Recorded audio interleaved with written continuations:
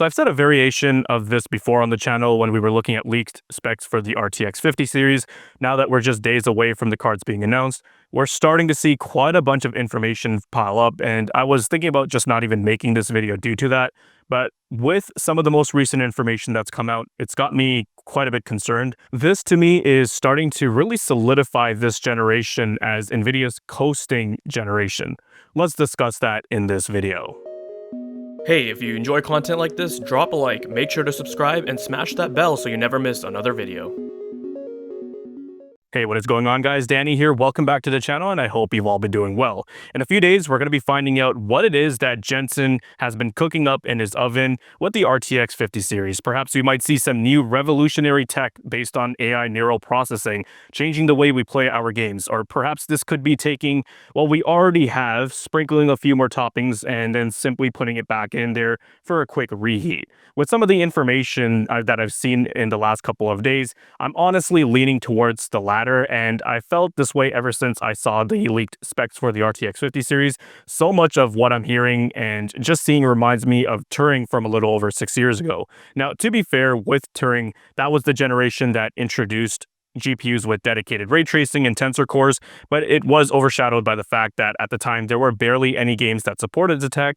If you guys remember, DLSS 1.0 was a blurry mess, and when it came down to it in terms of raw raster performance, the series was basically Pascal with larger dies and a higher power draw, and I'm honestly getting the same types of vibes from the RTX 50 series. The first leak I wanted to talk about was this Twitter thread from Hongxing 2020, and they've leaked NVIDIA stuff in the past, so it's not like this is coming from a total unknown individual, and they state that the next generation 90 class, so the 5090, will have a power requirement of 575 watts. Now, they don't specifically state if this is TDP, TGP, total board power, or just a cooler requirement that AIBs need to target. Remember, we were hearing these types of figures for the 4090 even just days prior to its release, but the official number from NVIDIA was 450 watts, and from extensive testing and benchmarking I've done with the 4090, you can actually get its power draw considerably less, and I'll come back to that later. But replying to this post, we have Kopite7Kimi, who's also leaked a bunch of NVIDIA stuff before. They've been at the forefront of leaking specs for the 50 series. They added on stating that the power requirement for the 5080 is 360 watts. So compared to the 4080 or 4080 Super, both of which had a TDP of 320 watts, that's just a 40 watt increase or 13%. So unlike the 5090, that isn't a huge jump, but it's certainly questionable when you have a company that is increasing power draw requirements like this. Now, we know that they're not using any new node. It would be the same node as the RTX 40 series, just tweaked or enhanced. For the 5090, the large power draw requirement makes sense because if you looked at the leaked PCB and die, you'll notice that it's an absolute mammoth of a chip. And just take a look at how densely packed that PCB is. And you also see, compared to the rest of the leaked 50 series GPUs, this GPU, the 90 class, is where we are seeing the most substantial jump in specification. 32 gigabytes of G7 memory, a 512-bit bus, and 170 SM, so 33% more shaders compared to the 4090. Whereas you look at the 5080 versus the 4080, we have the same amount of memory, granted it's faster G7 stuff, same memory bus, and 84 SMs, which is a measly 11% bump in shaders. Now, it's not really the power draw itself that I have a major concern with. And honestly, for me, I've learned over these past few years through delving into undervolting tests that you can significantly reduce power draw on these components without sacrificing any performance. And that can be done in a matter of a few minutes without, outside of stress testing. Something which I did demonstrate with my 4090, where I was able to maintain the same performance as stock, where the card was pulling like 440 watts, but through tuning, I was able to get it down to like 320 watts. I've often said NVIDIA pushes the hardware quite hard from the factory, maybe to account for garbage silicon. But my major concern is that the 50 series doesn't seem like it's going to be anything outstanding when compared to the 40 series. I'm not sure about specific architecture upgrades for Blackwell, so I can't comment on that. But I'm going through the different SKUs, and it just seems really underwhelming. Like, it's not going to be an immense leap, maybe 15 to 20% faster due to higher SMs. And then we could be looking at a bit more performance added on top of that due to faster memory, potentially higher clock speeds, which alludes to the higher power requirements. And that's really about it, with the exception being the 5090, of course. But we also saw that last generation too, the largest leap was going from the 3090 to the 4090. So unless you're a big baller who's looking to spend $2,000 or $2,500 plus on a GPU, then you're not going to get good hardware for those lower tier segments. This leads me into what I wanted to talk about next, and since specifications seem so lackluster, the next thing folks have their attention turned towards is the software aspect. If we're not getting good hardware, then what are we looking at in terms of a next big AI feature? Last gen was frame generation, which depending on how you looked at it, helped alleviate performance impacts when using heavy eye candy like ray tracing and path tracing. With deep learning super sampling and frame generation, I agree that NVIDIA's implementations are the best ones that we have for this tech, but they're not perfect. There's many examples one could experience issues with image quality, such as filtering noise or artifacting. And so that begs the question, is DLSS 4 going to just be a refinement of what we already have, or is it going to include something new and revolutionary? I wanted to bring your attention to this leak that originated from the ChipHell forums,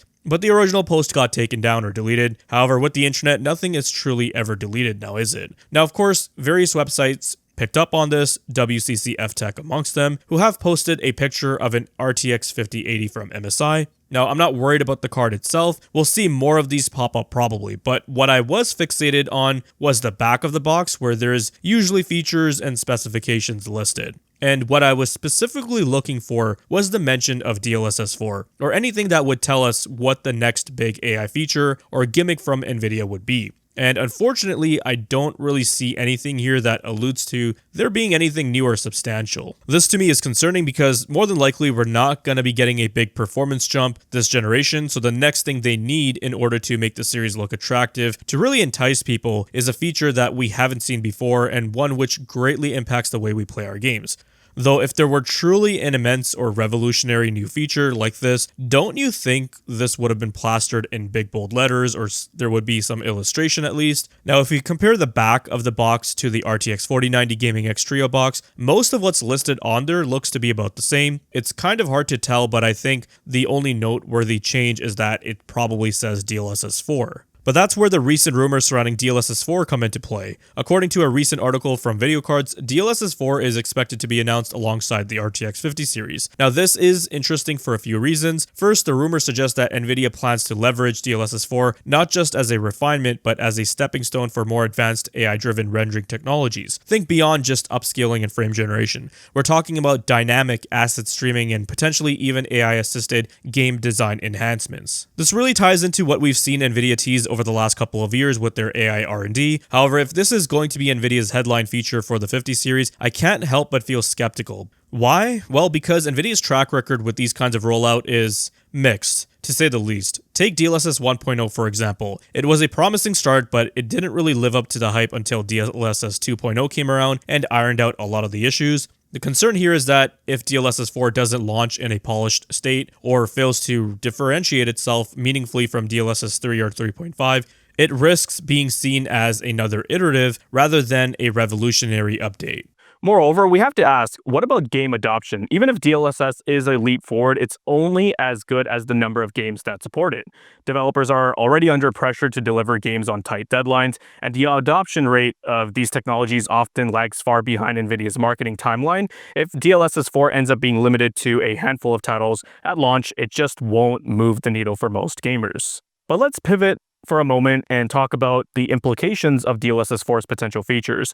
Dynamic asset streaming, for instance, could significantly reduce texture and asset loading times, making open world games smoother and less taxing on VRAM, which has been a big concern. If executed well, this could be a game changer for people running mid-tier or older tier GPUs. However, for those already on high-end hardware like the RTX 4090 or even, the upcoming 5090, the benefits might be negligible. Finally, let's consider the elephant in the room, pricing. NVIDIA's strategy with the RTX 40 series showed us that they're not afraid to push the envelope when it comes to the price tags. If the RTX 5090 ends up being another $2,000 plus flagship and the 5080 slots in at say $1,200 or $1,300, NVIDIA needs to deliver something more than just incremental upgrades. Otherwise, the value proposition just isn't there for gamers. Then again, when you effectively run a monopoly in the GPU market, and really there's no competition that you have to be worried about, you basically have free reign to do whatever it is that you want. So to wrap this up, are we looking at a generation of GPUs that coasts NVIDIA's dominance in the market? Or will the RTX 50 series surprise us with innovations that cement it as a critical generation? I'll leave you with my thoughts on that. As for now, that's going to be doing it for this one. We'll touch base in the next video. If you guys found this video to be informative and entertaining, then leave a like. Let me know your thoughts and comments down below. Be sure to check out the video description for cool links and ways to support the channel, such as using my Amazon affiliate link. And if you're interested in seeing more content like this, then consider subscribing. I'd greatly appreciate it. Thank you guys so much for watching, take care, and I'll see you in the next one.